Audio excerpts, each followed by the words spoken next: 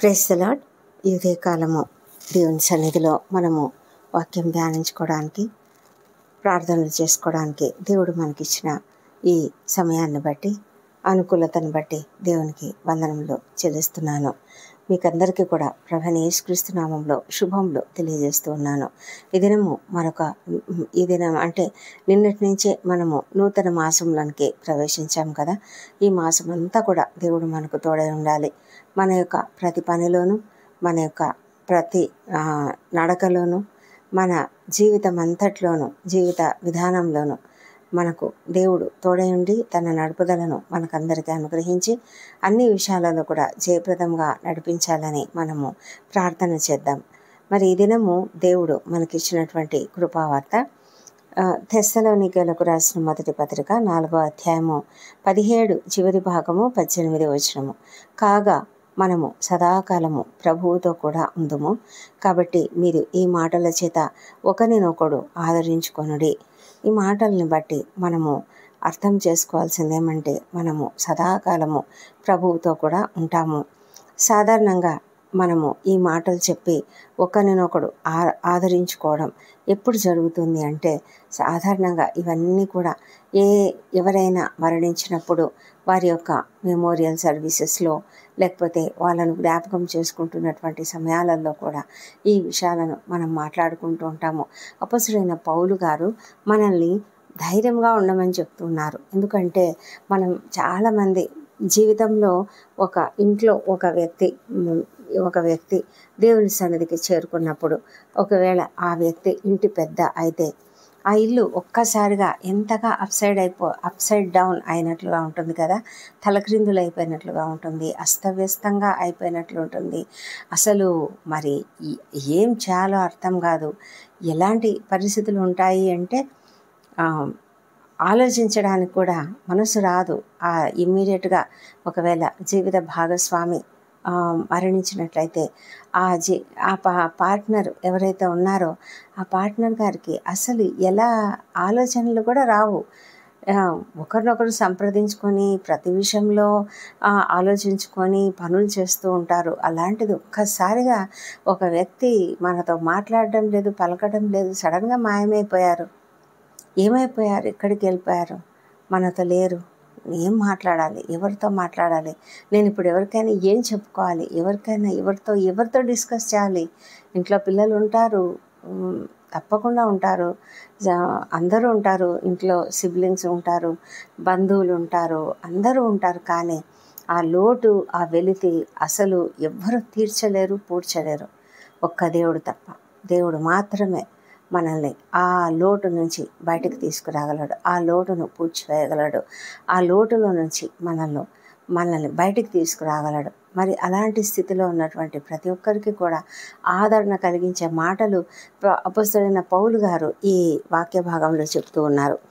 ఇది ఏమిటంటే తెస్సలోనికీయులకు రాసిన పత్రికలో 4వ అధ్యాయంలో 13వ వచనం నుంచి ఆయన చెప్తూ ఉన్నారు. ఆయన ఏమంటున్నాడంటే, చాలామందికి నిరీక్షణ లేదు. అంటే ఎవరికి నిరీక్షణ ఉండదు అంటే, ఎవరికైతే మరణం తర్వాత నిత్య జీవం ఉన్నది, శాశ్వతమైనటువంటి జీవం ఒకటి ఉన్నది, జీవితం ఒకటి ఉన్నది, అక్కడ మనము ప్రభువుతో ఉంటాము. ఆ లోకము ఒక అద్భుతమైనటువంటి లోకము. అక్కడ ఏడుపు ఉండదు, దుఃఖం ఉండదు, బాధ ఉండదు, కన్నీరు ఉండదు, దాహం ఉండదు, ఆకలి ఉండదు. మరి అక్కడ ఎంతో అద్భుతమైనటువంటి ఒక ప్రశాంతమైనటువంటి ప్రదేశంలో ఉంటారు వాళ్ళు, ఎవరైతే ఈ లోకాన్ని విడిచిపోయారో వాళ్ళు. అది కూడా ఎవరైతే ప్రభువైన యేసుక్రీస్తును నమ్మి విశ్వసించినటువంటి వారు, రక్షించబడిన వారు మాత్రమే. అయితే అలాంటి విశ్వాసం లేనటువంటి వారికి నిరీక్షణ ఉండదు. కాబట్టి వారు చాలా దుఃఖపడతారు. ఒక మనిషి మరణించినప్పుడు చాలా దుఃఖపడతారు, చాలా వేదన పడతారు. అయితే మనం అలా ఉండొద్దు అని చెప్తున్నారు పౌలు గారు. అలా ఉండొద్దండి. ఎందుకు అలా నిరీక్షణ లేని ఇతరుల వలె మీరెందుకు దుఃఖపడతారు? దుఃఖపడొద్దు.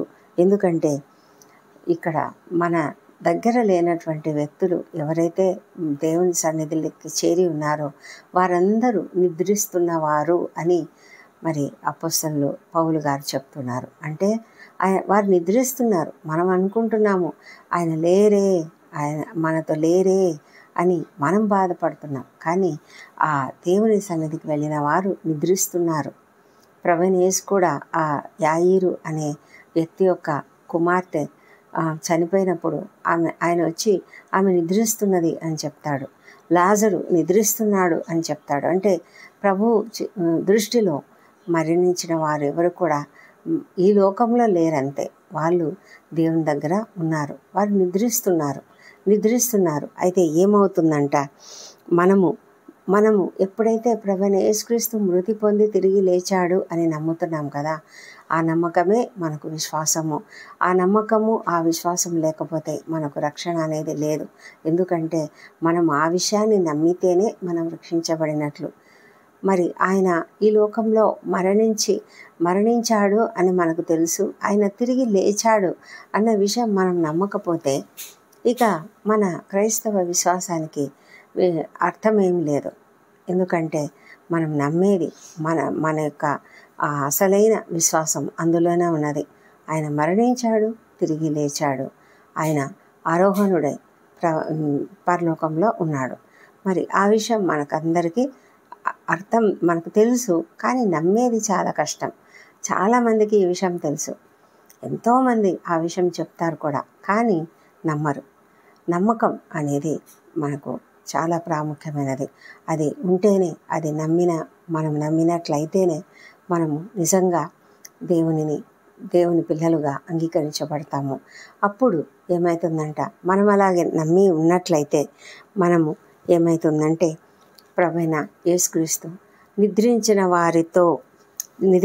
వారిని ఆయనతో కూడా వెంటబెట్టుకొని వస్తాడు. అంటే వారు నిద్రిస్తూ ఉన్నారు, తన దగ్గర ఉన్నారు, వారిని తీసుకొని వస్తాడు. వారు అక్కడ ఉన్నారు, అక్కడ హ్యాపీగా ఉన్నారు, వారిని వెంటబెట్టుకొని వస్తారు. నిద్రిస్తున్నారంటే ఇక్కడ సమాధిలో ఉన్నారు, కానీ వాళ్ళు ఎప్పుడైతే కన్ను మూసారో వారి ఆత్మలు దేవుని దగ్గర ఉన్నాయి. మరి వారందరినీ తోడుకొని ప్రభు మరి తిరిగి వస్తాడు. ఆయన ఎలా వస్తాడంట, ఆర్భాటంతోనూ ప్రధాన దూత శబ్దముతోనూ దేవుని బూరతోనూ పరలోకం నుండి ప్రభువు దిగి వస్తాడు. అప్పుడు మనము ఆయనతో పాటు క్రీస్తునందుండి మృతులైన వారు మొదట లేస్తారు. వారంతా కూడా మరి ఎంత సంతోషంగా దేవునితో కూడా వస్తూ ఉంటే ఆ మీదట సజీవులమై నిలిచి ఉండి మనము వారితో కూడా ఏకముగా ప్రభువును ఎదుర్కొనుటకు ఆకాశ మండలమునకు మేఘముల మీద కొనిపోబడతాం. ఇదంతా ర్యాప్చర్ గురించి చెప్పబడింది. అంటే ఎత్తబడతాం అన్నమాట. మనం సంఘమంతా కూడా ఎవరైతే సిద్ధపడి ఉన్నారో, ఎవరైతే ప్రభువైన యేసుక్రీస్తును అంగీకరించి ఉన్నారో వారందరూ కూడా ఎత్తబడతారు. అప్పుడు ఏం జరుగుతుంది, మనం సదాకాలము ప్రభువుతో కూడా ఉంటాము. ఇది ఫైనల్గా మనకున్నటువంటి నిరీక్షణ. ఈ నిరీక్షణ ఉన్నట్లయితే మనము మన ప్రియుడు ఎంతగా ప్రేమించేవారైనా సరే, ఎంత మనం ప్రేమిస్తున్నటువంటి వారు అలా లేరు, ఈ లోకంలో లేరు అంటే మనం దిగులు పడకుండా మనం ధైర్యంగా ఉండగలుగుతాం. ఎందుకంటే తప్పకుండా మనం వాళ్ళను కలుసుకుంటాము, తప్పకుండా వాళ్ళతో కూడా మనం కూడా సంతోషంగా ఉంటాము, ప్రభువుతో కూడా ఉంటాం. అది కూడా మనం ఎన్ని రోజులు ఇక్కడ ఉన్నాము, మన ప్రభువు మనతో ఉన్నాడు, అది మనకు తెలుసు. అయితే మరి మన ప్రియులతో కూడా, అంటే మన దగ్గర నుంచి దూరంగా వెళ్ళిపోయినటువంటి ప్రియులతో కూడా మనము ప్రభువుతో కూడా కలిసి మనము సంతోషంగా అక్కడ గడుపుతాం. అది కూడా ఎప్పుడు సదాకాలం కూడా మనం ఇంకా ఉంటామంటే మన లైఫ్ ఆ తర్వాత శాశ్వతమైనటువంటి జీవితం అక్కడ మనము సంతోషంగా ఉంటాము. మరి అలాంటి ఆ జీవితం కొరకే కదా మనం నిరీక్షణ కలిగి ఉండాలి. ఈ నిరీక్షణ మనకుంది అని మనము ఒకరినొకరు ఆదరించుకోవాలి. అలాగా ఆదరించుకున్నప్పుడు మనకు ధైర్యం అనేది వస్తుంది. అవును కదా, నేను విడవబడ్డాను అంటే నేను మళ్ళీ త్వరలోనే మా వాళ్ళని కలుసుకుంటాను, నా ప్రియమైనటువంటి వాళ్ళను కలుసుకుంటాను, నా ప్రియమైన తండ్రిని, నా ప్రియమైన తల్లిని, నా ప్రియమైన భర్తను, నా ప్రియమైన భార్యను, లేకపోతే బిడ్డలు, లేకపోతే అన్నలు, అక్కలు, చెల్లెళ్ళు, ఎవరైనా సరే వారందరిని కూడా మనం కలుసుకుంటాము. మనం ప్రభువుతో కూడా సదాకాలము ఉంటాము అన్న విషయము, ఆ నిరీక్షణ మనం కలిగి ఉన్నట్లయితే మనం చాలా సంతోషంగా ఉంటాము ఈ లోకంలో. ఒక్కొక్కసారి దుఃఖం అనిపిస్తుంది. ఎందుకంటే ఎప్పుడైనా కూడా మనము మన పిల్లలు కానీ మన వాళ్ళు కానీ దూరంగా వెళ్ళినప్పుడు వాళ్ళ ఎడబాటు మనకు కొంచెం దుఃఖం కలిగిస్తుంది. అయితే త్వరలోనే మనం కలుసుకుంటాం కదా అన్న ధైర్యంతో మనం ఉంటాము. మన పిల్లలను హాస్టల్లో చేర్పిస్తామనుకోండి, ఆ హాస్టల్లో చేర్పించిన టైంలో మనకి చాలా దుఃఖం వస్తుంది కదా. ఎందుకంటే వాళ్ళను కొద్ది కాలం పాటు చూడము, మన దగ్గర ఉండరు, మనం పెట్టే ఆహారం తినరు, అంటే దూరంగా ఉంటారు కాబట్టి మనకు ఆహారం పెట్టే అవసరత కూడా రాదు. ఇలాంటివన్నీ అనుకున్నప్పుడు మనము చాలా ఫీల్ అవుతాము, దుఃఖపడతాము. ఇంకెప్పుడబ్బా ఎప్పుడు వస్తారు అని మనం ఎదురు చూస్తూ ఉంటాము. సెలవులు వస్తే సెలవుల్లో వస్తారు కదా అని ఎదురు చూస్తూ ఉంటాము. వాళ్ళకి ఇష్టమైన పదార్థాలు తయారు చేసుకోవడము, ఇలాగా మనము రకరకాల ఆలోచనలు కలిగి ఉంటాం. అయితే ఇప్పుడు ఇక్కడ మనల్ని కలుసుకోవడానికి వాళ్ళు రారు, కానీ మనమే వెళ్తాం. మనమే వెళ్ళి వాళ్ళని కలుసుకుంటాము. అప్పుడు ప్రభువుతో కూడా సదాకాలము మనం ఉంటాము. అందుకే మనము పైనున్న వాటినే వెదకాలి అని పౌలు గారు చెప్తున్నారు. మనము మన యొక్క జీవము ప్రభువైన క్రీస్తులో దాచబడి ఉన్నది అని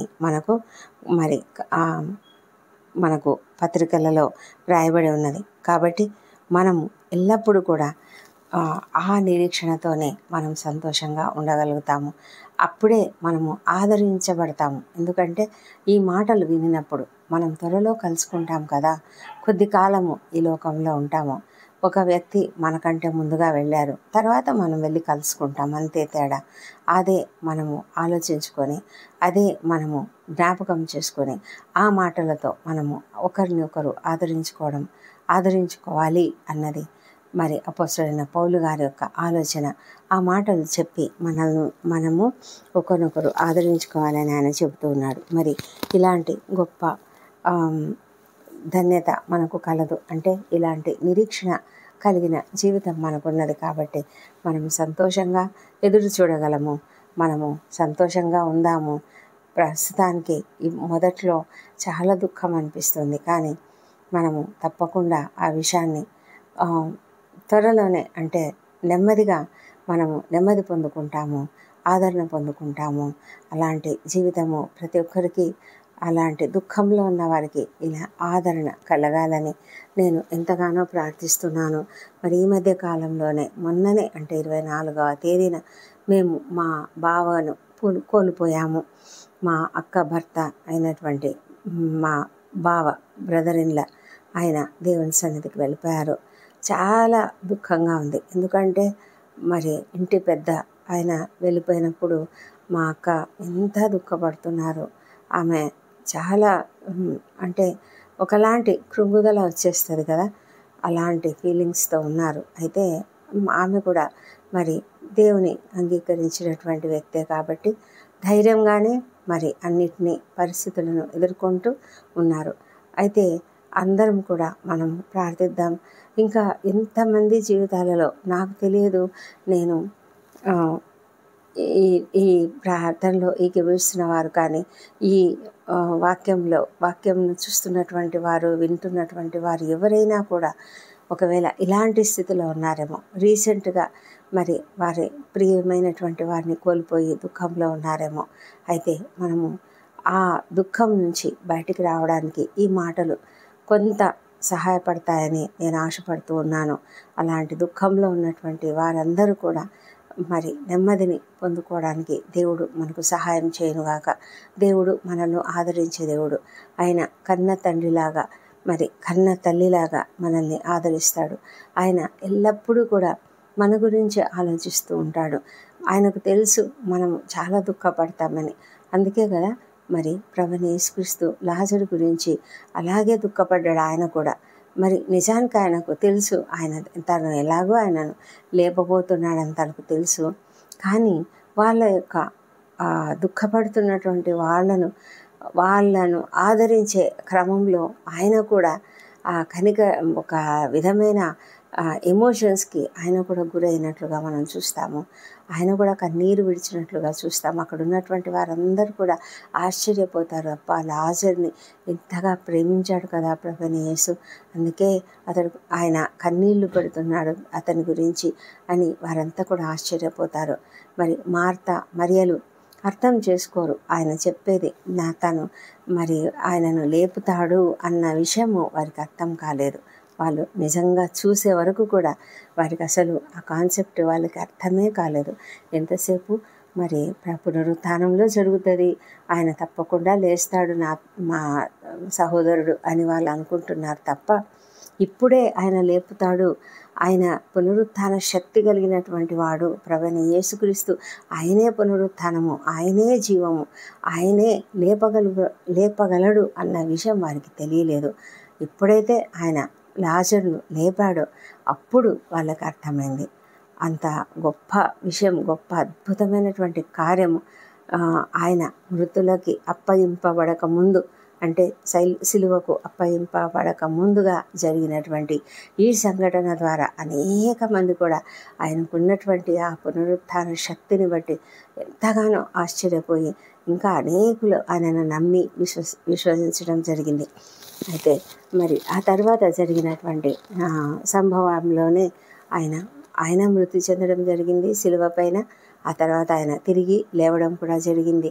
అందుకే ఈ సంఘటన చూసిన వారందరూ అనేక మంది నమ్మారు, కానీ కొంతమంది నమ్మలేదు, విశ్వసించలేదు. ఈ లోకంలో ఇప్పుడు కూడా అలాంటి వాళ్ళు ఉన్నారు. ఇప్పుడు కూడా క్రైస్తవులుగా పిలువబడేటువంటి వారు కూడా ఉన్నారు. ఆయన చనిపోయి లేవడం అనేది ఎలా సాధ్యమవుతుంది? ఇది అలాంటిదా? అది అవునా? ఇంకా ఇదేమన్నా సైంటిఫిక్గా ఏదన్నా రీజన్ ఉందేమో, అలా ఏదో జరిగిందేమో అని అనేవాళ్ళు చాలామంది ఉన్నారు. అయితే జరిగిందైతే వాస్తవం, అది నిజంగా జరిగింది. ఆయన అలా జరిగింది కనుకనే మనము ఇప్పుడు క్రీస్తు శకము, క్రీస్తు పూర్వము అని మనము చెప్పుకోగలుగుతున్నాము. అంటే అది జరిగింది కనుకనే కదా. కాబట్టి మనకు చరిత్రనే మనకు ఒక నిదర్శనం. చరిత్రలో రాయబడినటువంటి విషయాలు మనకు నిదర్శనం.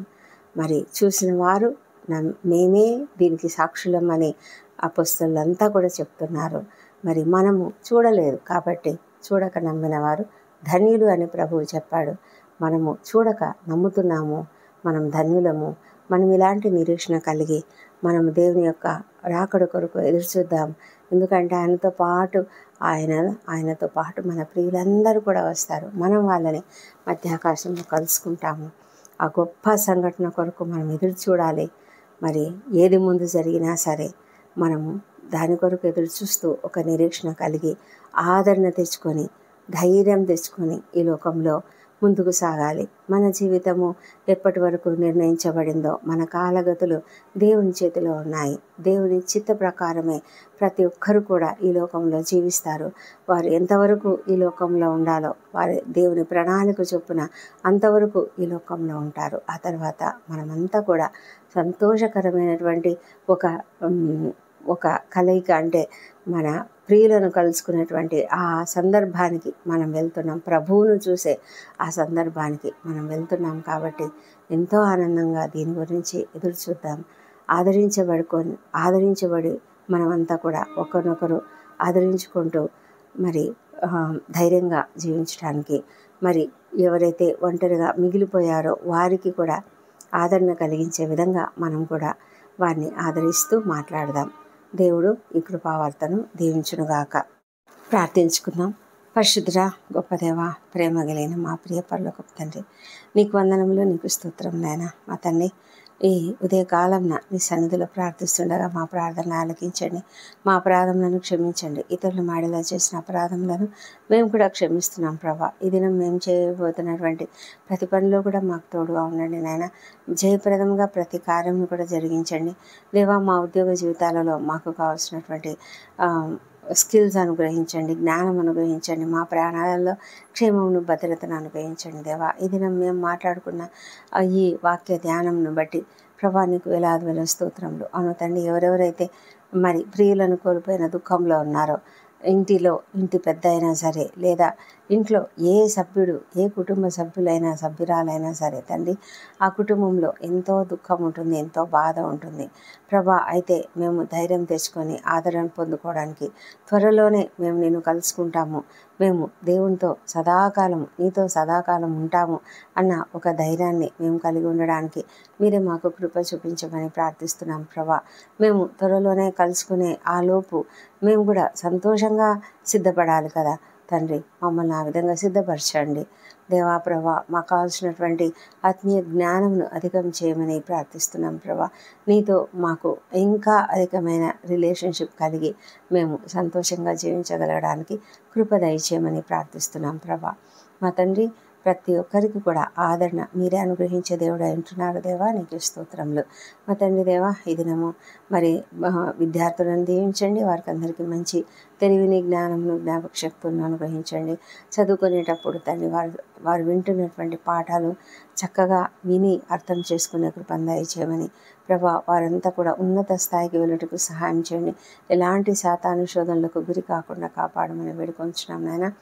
మా ప్రభా, ఇంటర్వ్యూలకు హాజరవుతున్న వారికి తప్పకుండా విజయం అనుగ్రహించండి మా దేవా. మా ప్రభా, మరి ఎంతమంది మరి ఉద్యోగాల కొరకు అన్వేషిస్తున్నారో, అనేక విధాలుగా ప్రయత్నాలు చేస్తున్నారో మా ప్రభా, వారికి ఎదుట అనేకమైన మార్గములను తెరవమని ప్రార్థిస్తున్నాము ప్రభా. నైనా వారికి ఉన్నటువంటి ఆ ఇబ్బందుల నుంచి, ఆర్థిక ఇబ్బందుల నుంచి, అప్పుల సమస్య నుంచి వారికి విడుదలనిచ్చి వారిని మరి త్వరగానైనా వాటిలోంచి బయటికి రావడానికి కృప చూపించమని వేడుకొంచున్నాం నాయన. మరి వివాహ సంబంధముల కొరకు ప్రయత్నాలు చేస్తున్నటువంటి వారికి త్వరగా సంబంధములు కుదుర్చమని ప్రార్థిస్తున్నాం నాయన. సంతానం కొరకు ఎదురు చూసిన వారిని దర్శించండి, వాళ్ళని పునరుత్థాన శక్తిని ప్రవేశపెట్టి చక్కటి సంతానం అనుగ్రహించమని ప్రార్థిస్తున్నాం దేవా. మా ప్రభా, మా పట్ల దయ కలిగి నాయన, మా జీవితాలలో, మా కుటుంబాలలో మీరుండి ఎలాంటి మనస్పర్ధలు లేకుండా కుటుంబాలన్నీ కూడా ఐకమత్యంతో ఉండడానికి సహాయం చేయండి. కుటుంబంలో సంతోషము, సమాధానం అనుగ్రహించండి. నీ పరిశుద్ధాత్మను కుమ్మరించండి నాయన. మా ప్రభా తండ్రి, ప్రతి కుటుంబం కూడా నీ కుటుంబంగా పిలువబడినట్లుగా మీరే కృప చూపించమని వేడుకొంచున్నాం తండ్రి దేవా. మరి గర్భిణీ స్త్రీలను ఆశ్రయించండి, వారికి సుఖమైన ప్రసవం అనుగ్రహించమని ప్రార్థిస్తున్నాము మా తండ్రి దేవా. ఈ దినము ఎంతమంది నాయన అనారోగ్యంతో బాధపడుతున్నారో వారిని అందరినీ స్వస్థపరచమని వేడుకొంచున్నాం. హాస్పిటల్స్లో ఉంటున్నటువంటి వాళ్ళని స్వస్థపరచండి దేవా ప్రభా. వారికి జరుగుతున్న ట్రీట్మెంట్ చక్కగా జరుగుటకు సహాయం చేయండి. ఎవరెవరైతే నేను సర్జరీలకు సిద్ధపడి ఉన్నారో వారందరికీ మంచి శక్తిని, బలం అనుగ్రహించి దాంట్లో నుంచి త్వరగా బయటపడి త్వరగా కోలుకునేలాగా సహాయం చేయండి. డాక్టర్లకు, నర్సులకు కావాల్సిన మంచి ఆరోగ్యం నుంచి, ఓపికను, సహనం నుంచి దాన్ని మంచి జ్ఞానంతో వారిని నింపమని ప్రార్థిస్తున్నాం ప్రభా దేవా తండ్రి. వారు చేస్తున్న సేవ ఎంతో గొప్పది నాయన. ఆ సేవలో వాళ్ళను అద్భుతంగా వాడుకొనమని ప్రార్థిస్తున్నాము. శరీరంలో ఎలాంటి అస్వస్థత ఉన్నా ప్రతి ఒక్కరికి నాయన, వ్యాధిగ్రస్తులుగా ఉన్న ప్రతి ఒక్కరికి వారి శరీరంలో ఉన్న ప్రతి వ్యాధి తొలగిపోనుగాక, ప్రతి బలహీనత తొలగిపోనుగాక, ప్రతి ఆర్గన్ చక్కగా పనిచేయనుగాక, ప్రతి వ్యవస్థ సరిగ్గా పనిచేయనుగాక, పనిచేయని కిడ్నీలు పనిచేయనుగాక, మా ప్రభా గుండె కండరాలు బలపడునుగాక మా తండ్రి. ఇంకా ఏ సమస్యలు ఉన్నప్పుడు ఆ సమస్యలన్నింటినీ తొలగించమని ప్రార్థిస్తున్నాం ప్రభా దేవా. మరి ప్రతి ట్రీట్మెంట్ కూడా చక్కగా పనిచేయనట్లుగా సహాయం చేయమని ప్రార్థిస్తున్నాం దేవా. మా తండ్రి, రకరకాల తలనొప్పులతో బాధపడుతున్న వారికి ఏ శ్రమలో స్వస్థత కలుగునుగాక ప్రభా. సయాటికా పెయిన్, కండరాల నొప్పులు, కీళ్ళ నొప్పులు, మరి అనేక విధాల నొప్పులన్నీ కూడా తొలగించమని, సంపూర్ణ స్వస్థత ప్రతి ఒక్కరికి దయచేయమని, అందరూ కూడా నాయన నీ సేవలో పాల్గొని ప్రభా తమ సమయాన్ని సద్వినియోగం చేసుకుంటూ విజ్ఞాపన ప్రార్థనలలో పాల్గొనడానికి సహాయం చేయమని ప్రార్థిస్తున్నాం తండ్రి దేవా ప్రభా. మరి కష్టాల్లో, ఇబ్బందులు, ఎరుకుల్లో ఉన్నటువంటి ప్రతి ఒక్కరిని లేవనెత్తి వారికి తగిన సహాయం చేయండి. మరి ఎంతోమంది నాయన కోర్టు సమస్యలు, ల్యాండ్ సమస్యల్లో ఉన్నారు. అలాంటి వారికి అందరికీ ఏ శ్రమలో విడుదల కలుగును గాక. ఆ సమస్యల నుంచి వారికి కంప్లీట్గా నాయన విడుదల దయచేయమని ప్రార్థిస్తున్నాం తండ్రి మా తండ్రి దేవా. మరి మీరే ప్రతి ఒక్కరి పక్షంగా వ్యాజ్యమాడే దేవుడై ఉంటున్నారు. అప్పుల సమస్యలను తీర్చగలిగిన దేవానికి స్తోత్రం నాయన. మా తండ్రి, నిరాదరణకు గురైనటువంటి వారు, వృద్ధులు, చిన్నారులు అనేక మంది ప్రభా ఎంతో మరి దుఃఖంతో ఉంటున్నటువంటి వాళ్ళని అందరినీ లేవనెత్తి ఓదార్చి ప్రభా వారికి తగిన మంచి స్థలమును చూపించమని ప్రార్థిస్తున్నాం ప్రభా.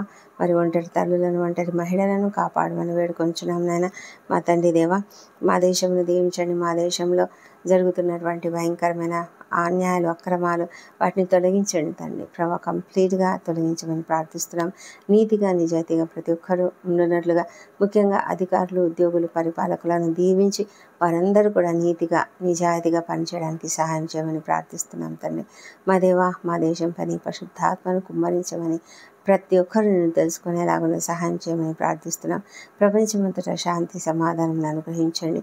ఇశ్రాయేల్ దేశంను దీవించండి నాయన. మా తండ్రి దేవా, యెరూషలేమును దీవించి వారి నగరులలో క్షేమం, వారి ప్రాకారములలో నెమ్మదిని దయచేయమని ప్రార్థిస్తున్నాం తండ్రి. తండ్రి, కనికరించి దేవుడవు నాయన, మమ్మల్ని అందరినీ కూడా కనికరంతో నింపండి. ఎవరికి ఎలాంటి ఆదరణ అవసరమో మమ్మల్ని ఆ ఆదరణతో నింపి ఆ ఆదరణను మేము ఇతరులకు ఇవ్వాలి. ఇతరులకు మేము ఆశీర్వాదకరంగా ఉండాలి ప్రభా. ఇతరులను ఆదరిస్తూ మాట్లాడాలి. ఇతరులతో మేము మాట్లాడేటప్పుడు మా మాటలు ఎల్లప్పుడూ కూడా రుచికరంగా ఉన్నట్లుగా, ఉప్పు వేసినట్లుగా రుచికరంగా చేయమని ప్రార్థిస్తున్నాం. మా ఉద్యోగ జీవితాలలో మా కొలీగ్స్తో కానీ ఎవరితో మేము మాట్లాడినా కూడా మా మాటలు ఎంతో చక్కగా ఉండినట్లుగా సహాయం చేయమని ప్రార్థిస్తున్నాం తండ్రి.